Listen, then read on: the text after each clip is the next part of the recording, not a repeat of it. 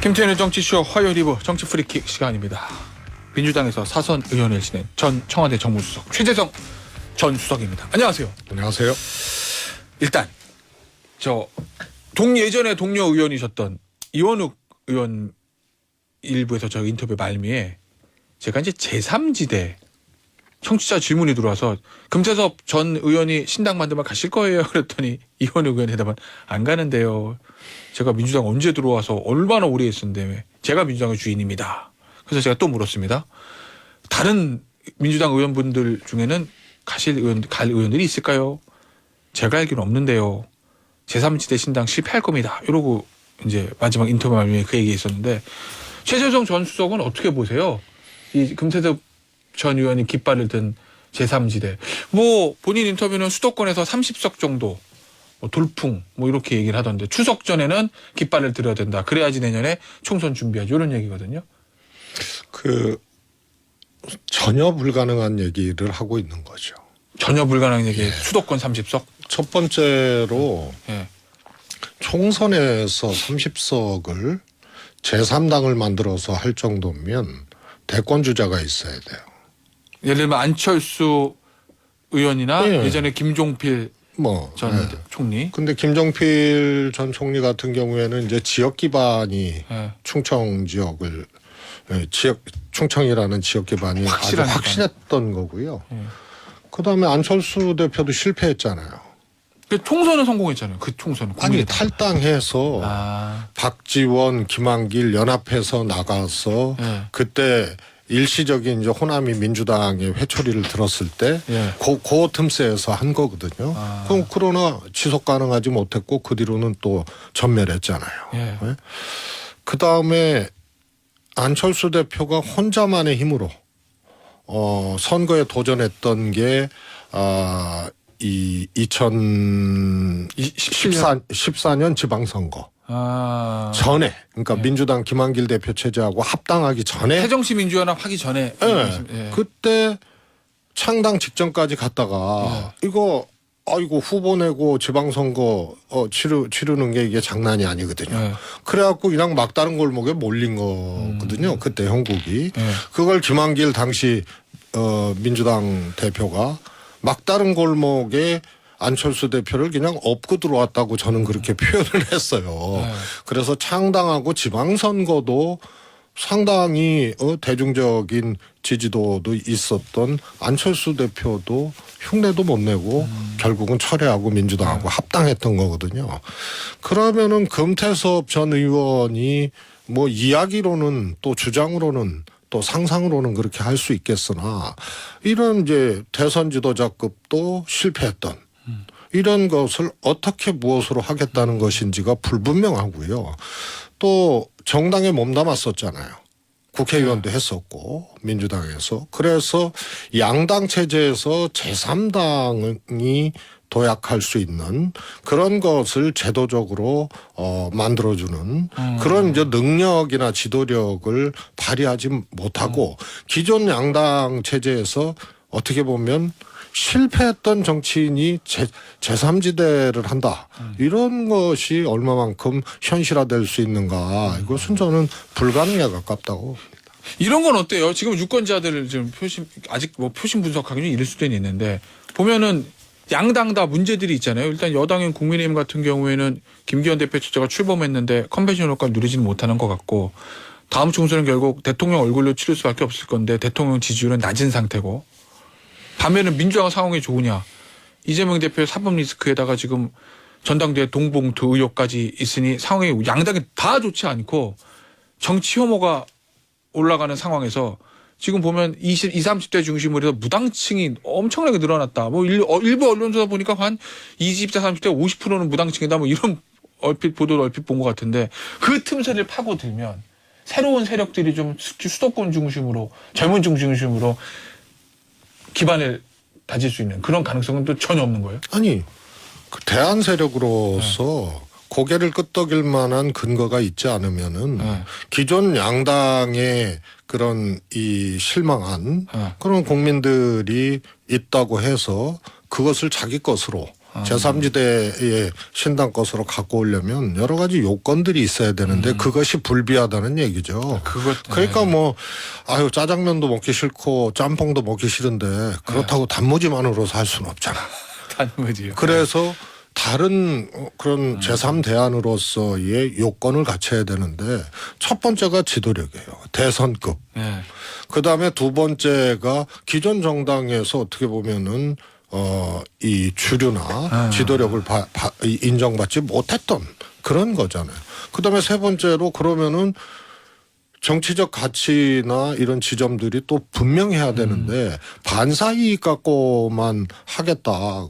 그러면 그 기존 정당에서 튕겨져 나온 민심이 그냥 아무 조건 없이 그렇게 흡수될 리는 없는 거죠. 그럼 이렇게 이해하면 될까요? 이론상 지금 정계의 현 상황에서 이론상 제3지대 정당에 불가능하다는 게 아니라 금태섭 전 의원이 만들겠다는 그 제3지대 신장이 현실적으로 되지 않을 거다. 이론상 불가능하고 이론상도 안 돼요? 역사상 불가능하고 아, 그래요? 현실적으로도 불가능하고. 알겠습니다. 어떤 의미신지.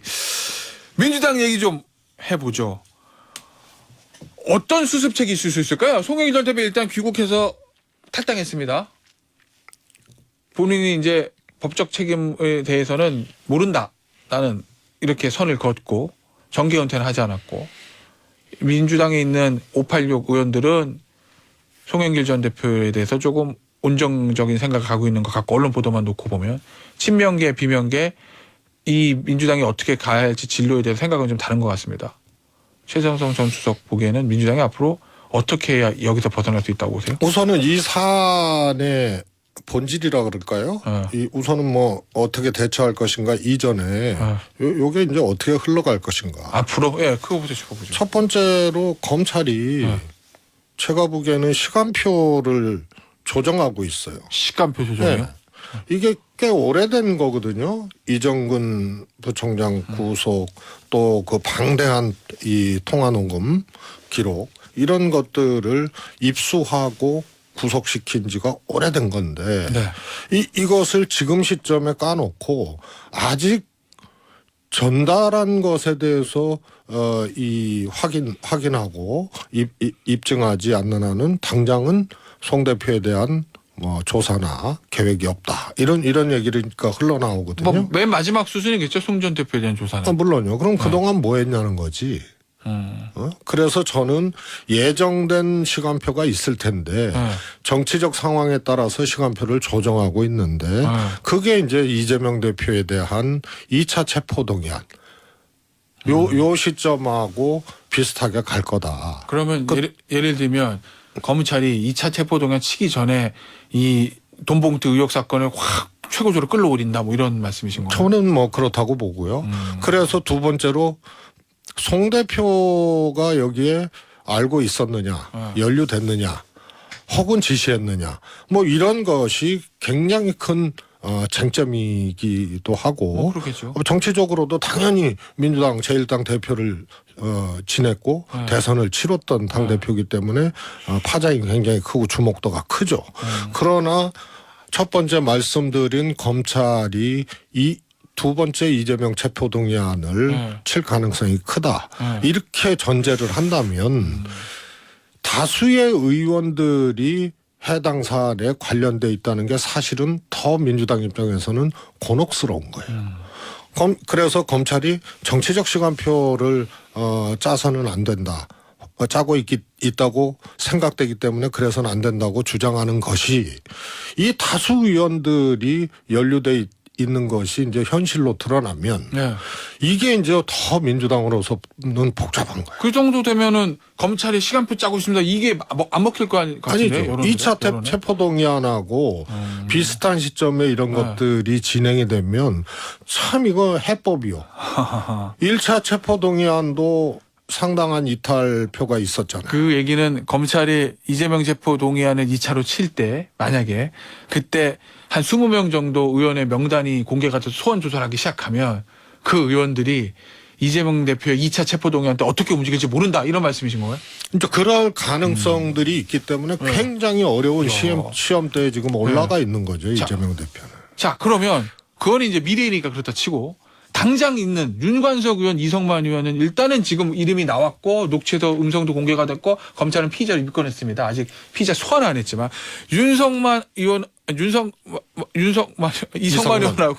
윤관석 의원은 당에서 어떻게 해야 된다고 보세요?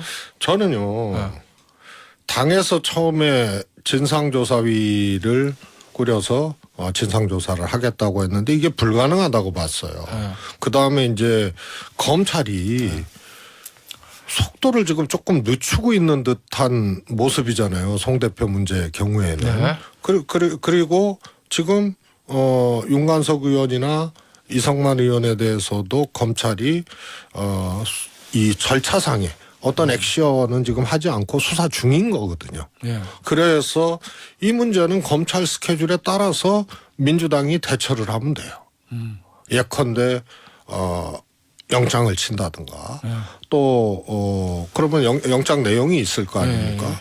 그다음에 기소를 한다든가 이런 과정에 따라서 민주당이 판단할 수밖에 없는 겁니다.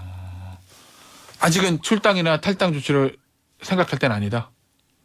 저는 그렇다고 봐요. 왜냐하면 그럼 만약에 그러면요 가정적 상황인데 검찰이 윤관석, 이성만 두 사람 기소하면 그때는 어떻게 되는 겁니까? 뭐 체포동의안까지는 아니더라도 그래도 그러면 당원 80조 말씀드렸지만은 구속영장을 청구할 때 또 기소할 때 이때 뭐 당 규정도 있습니다만 그때 민주당이 판단할 수 있는 계기가 그때 비로소 올 거라고 봐요. 알겠습니다.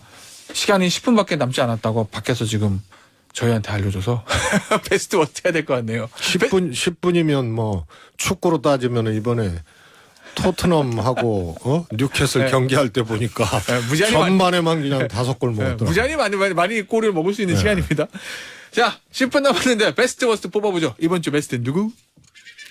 홍준표 대구시장. 제가 새로운 사실을 알게 됐습니다. 우리 최재정 전 수석이 홍준표 대구시장 이렇게 사랑하실 줄은 몰랐어요.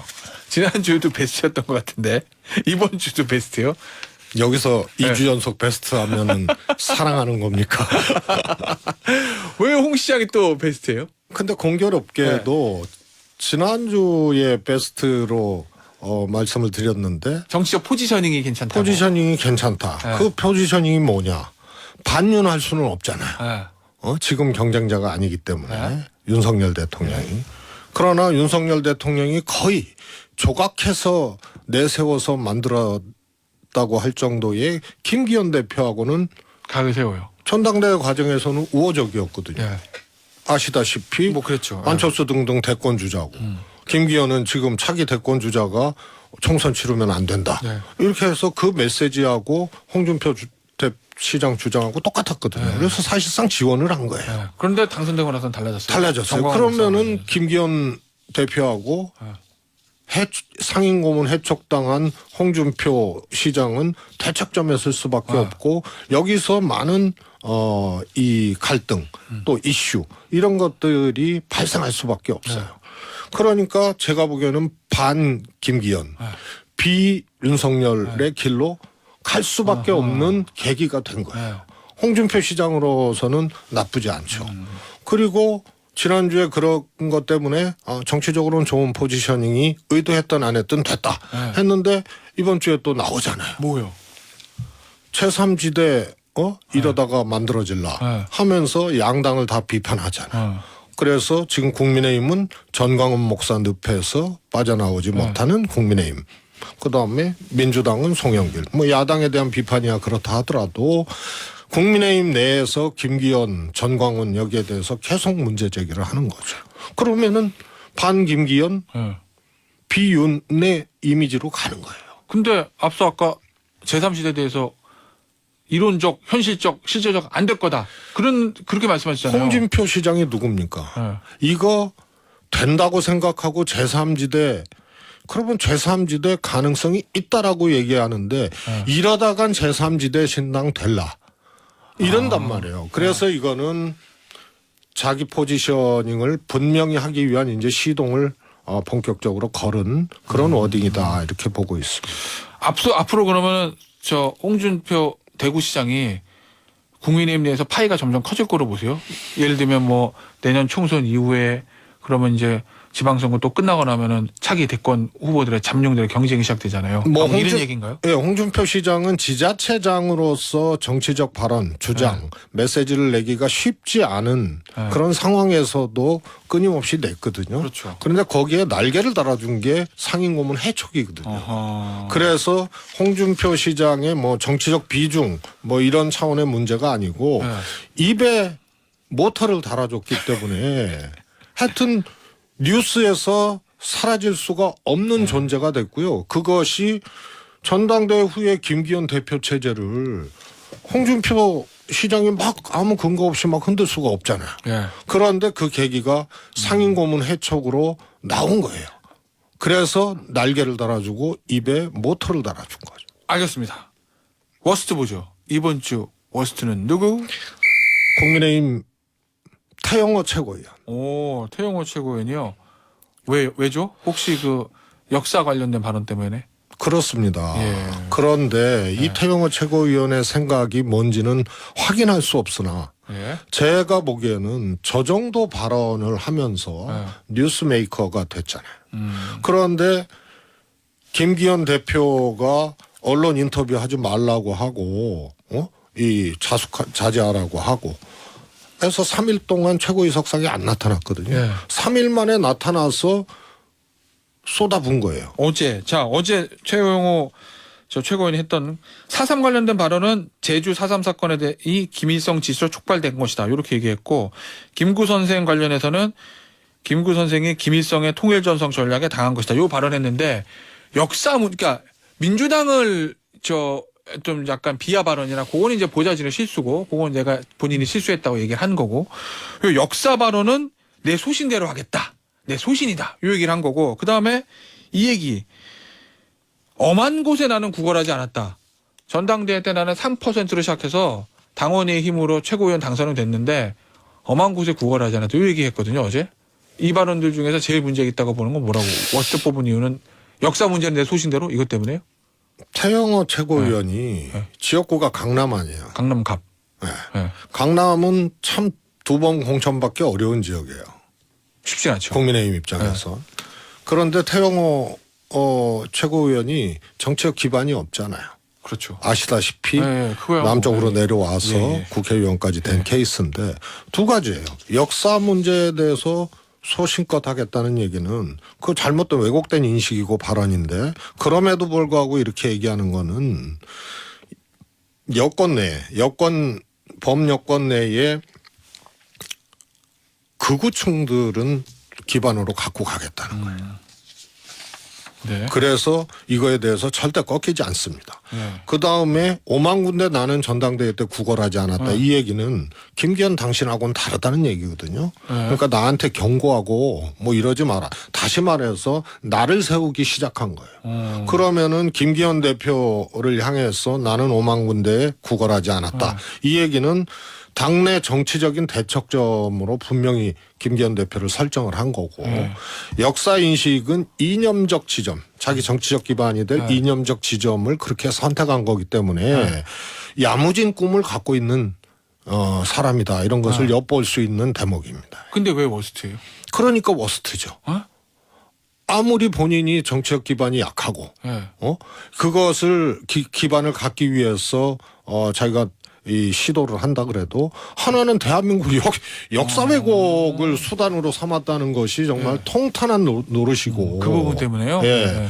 그리고 김기현 대표 문제야 뭐 당내 문제지만 이 두 가지가 공교롭게 같은 주장 같은 발언에 섞여 있기 때문에 이것은 썩 좋은 정치는 아니다. 이런 의미에서 워스트로 선정했습니다. 그 태영호 최고위원이 다음 총선 때 강남갑에서 또 공천받기는 쉬울 거다라고 보세요? 아니 그래서 자기 정치적 존재감들 이것을 키우는 건데 단순히 주의 주장 뉴스 메이킹으로 키우는 것이 아니고 이념적 기반, 정치 이념적 기반, 그 다음에 정치적인 존재감을 키우는 상대로서의 이 김 대표에 대한 설정 이런 것을 통해서 정치적으로 이제 살겠죠. 근데 그거보다 국회의원보다 조금 더 큰 꿈을 꾸고 있을 수도 있다.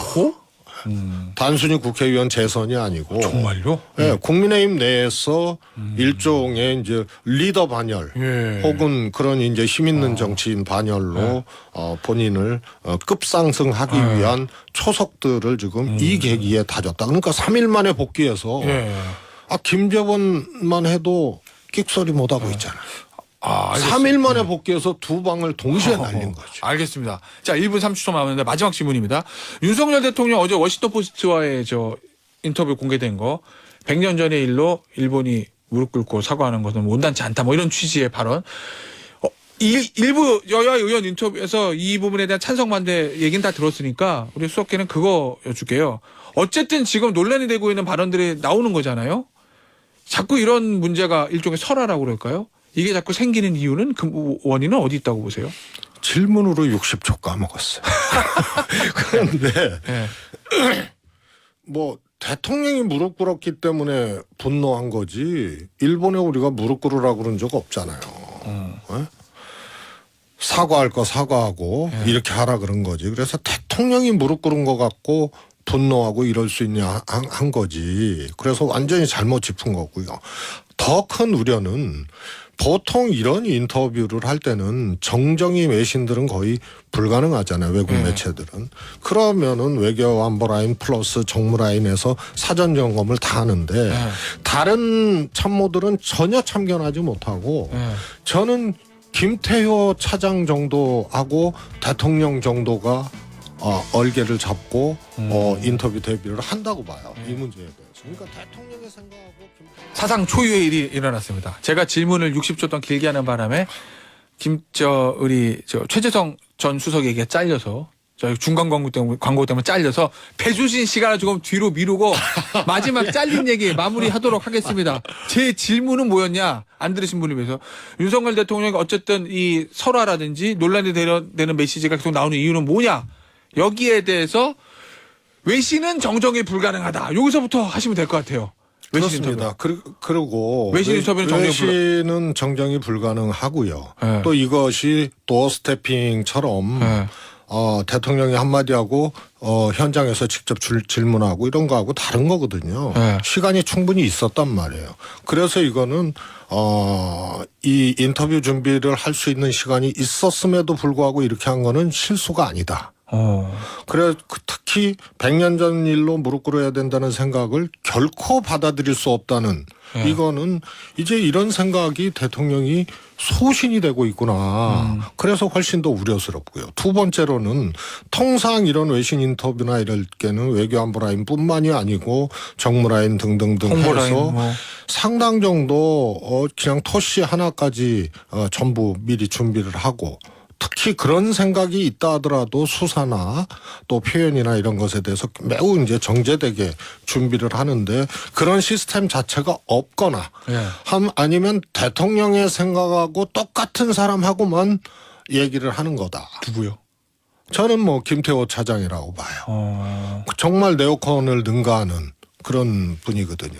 그래서 저는 이것이 시스템이 없거나 무너지거나 소수화되고 있다는 거고 대통령이 이런 생각이 소신처럼 되고 있다는 그런 것을 반증한 인터뷰이기 때문에 더욱 걱정이 크고요.